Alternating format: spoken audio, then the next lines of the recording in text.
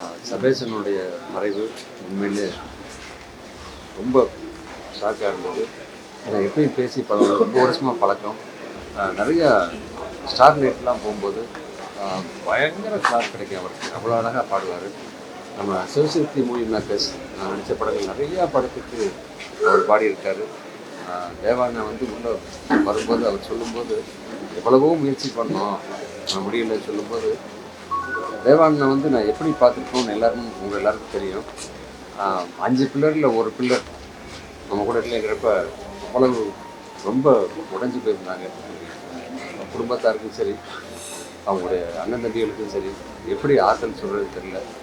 மிகப்பெரிய கலைஞர், மிகப்பெரிய பாடகர், எல்லா திறமையும் உள்ளவர் இன்றைக்கி நம்ம கூட இல்லைங்கிறப்ப ரொம்ப வருத்தமாக இருக்குது. அவங்களுடைய குடும்பத்தாருக்கும், அவங்களுடைய சகோதரர்களுக்கும், தேவானனுக்கும் எப்படி ஆறுதல் சொல்கிறது தெரியல. இறைவன் எல்லாருக்கும் துணையாக இருப்பார். மிகப்பெரிய இசைக்கலைஞர் சபேஷ் அண்ணன் நேற்று நம்மளெல்லாம் விட்டுட்டு போயிட்டார். ஆனால் அவர் ஒரு அற்புதமான ஒரு கீபோர்டிஸ்ட்டு. அவர் மியூசிக் கம்போசர், நல்ல சிங்கர். அவரோட பாட்டுகள் எல்லா பாட்டுமே நல்ல ரீச்சான பாட்டுங்க.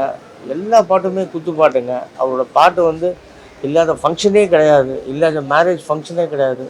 அந்த மாதிரி ஒரு ஹிட் பாட்டெலாம் கொடுத்துருக்காரு. அவர் எப்போவுமே ஹாப்பியாக இருப்பார். பக்கத்தில் இருக்கவங்க எல்லாரையும் ஹாப்பியாக வச்சுப்பார், கூலாக இருப்பார்.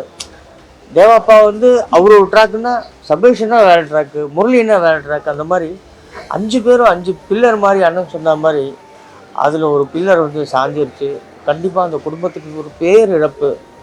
இசை கலைஞர்களுக்கு இது ஒரு பேரிழப்பு, இசை ரசிகர்களுக்கும் இது ஒரு பேரிழப்பு.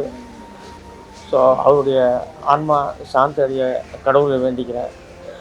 பட் இது எப்படி சொல்கிறதுனே தெரியாது. நிறைய ஃபாரின் ஷோஸ் நம்மலாம் போயிருக்கோம். போகும்போது யாருக்கு எந்த பிரச்சனைனாலும் அண்ணன் பேசுவார், ஜாலியாக பாட்டு பாடுவார்.